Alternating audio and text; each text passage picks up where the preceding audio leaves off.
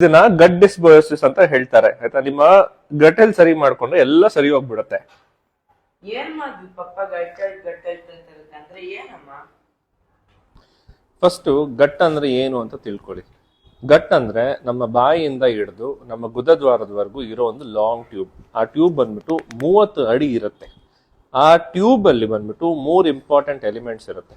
ಒಂದು ನಮ್ಮ ಸ್ಟೊಮಕ್ ಅಲ್ಲಿರೋ ಆಸಿಡ್, ಅದು ಬಂದು ಫಸ್ಟ್ ಲೈನ್ ಆಫ್ ಡಿಫೆನ್ಸ್ ಹಾಗೂ ಪ್ರೋಟೀನ್ ಡೈಜೆಷನ್ಗೆ ತುಂಬಾ ತುಂಬಾ ಇಂಪಾರ್ಟೆಂಟ್. ಎರಡನೇದು ಎನ್ಸೈಮ್ಸ್, ಕಾರ್ಬೋಹೈಡ್ರೇಟ್ಸ್, ಪ್ರೋಟೀನ್ಸ್ ಮತ್ತೆ ಫ್ಯಾಟ್ಸ್ ಡೈಜೆಸ್ಟ್ ಮಾಡೋದಕ್ಕೆ ಆ ಎನ್ಸೈಮ್ಸ್ ಇರುತ್ತೆ. ಮೂರನೇದು ಬಂದು ಗಟ್ ಮೈಕ್ರೋಬಯೋಮ್ ಅಂದ್ರೆ ಬ್ಯಾಕ್ಟೀರಿಯಾ. ಅದರಲ್ಲಿ ಒಳ್ಳೆ ಬ್ಯಾಕ್ಟೀರಿಯಾನು ಇರುತ್ತೆ ಮತ್ತೆ ಕೆಟ್ಟ ಬ್ಯಾಕ್ಟೀರಿಯಾನು ಇರುತ್ತೆ.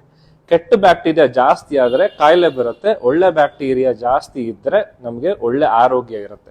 ಈಗ ನಿಮ್ ಬಾಯಲ್ಲಿ ದುರ್ವಾಸನೆ ಬರ್ತಿದ್ರೆ, ಇಲ್ಲ ನೀವು ಊಟ ಮಾಡಿದ್ಮೇಲೆ ಹೊಟ್ಟೆ ನೋವು ಬಂದ್ರೆ, ಇಲ್ಲ ಊಟ ಮಾಡಿದ್ಮೇಲೆ ಸ್ಟಮಕ್ ಇಂದ ಮೇಲೆ ಥ್ರೋಟ್ ವರೆಗೂ ಬಂದ್ರೆ, ಮತ್ತೆ ಗ್ಯಾಸ್ಟ್ರೈಟಿಸ್ ಆದ್ರೆ, ಇಂಡೈಜೆಷನ್ ಆದ್ರೆ, ಇಲ್ಲ ಫುಲ್ಲು ಬ್ಲೋಟಿಂಗ್ ಆದ್ರೆ, ತುಂಬಾ ಗ್ಯಾಸ್ ಆದ್ರೆ, ತಿಂದಿದ ತಕ್ಷಣ ಪಾಟಿ ಹೋಗ್ಬೇಕು ಅಂತ ಅನ್ಸಿದ್ರೆ, ಓಕೆ, ಇಲ್ಲ ಮೈಕ್ರೋನ್ಯೂಟ್ರಿಯನ್ ಡೆಫಿಷಿಯನ್ಸಿ ಅಂದ್ರೆ ವಿಟಮಿನ್ ಮಿನರಲ್ ಡೆಫಿಷಿಯನ್ಸಿ ಆದ್ರೆ, ಓಕೆ, ಇದನ್ನ ಪುವರ್ ಗಟ್ ಹೆಲ್ತ್ ಅಂತ ಹೇಳ್ತಾರೆ. ಪುವರ್ ಗಟ್ ಹೆಲ್ತ್ಗೆ ಮೂಲ ಕಾರಣ ಬಂದ್ಬಿಟ್ಟು ನಮ್ಮ ಡಯಟರಿ ಹ್ಯಾಬಿಟ್ಸ್ ಮತ್ತೆ ನಮ್ಮ ಸ್ಟ್ರೆಸ್ಫುಲ್ ಲೈಫ್ ಸ್ಟೈಲ್.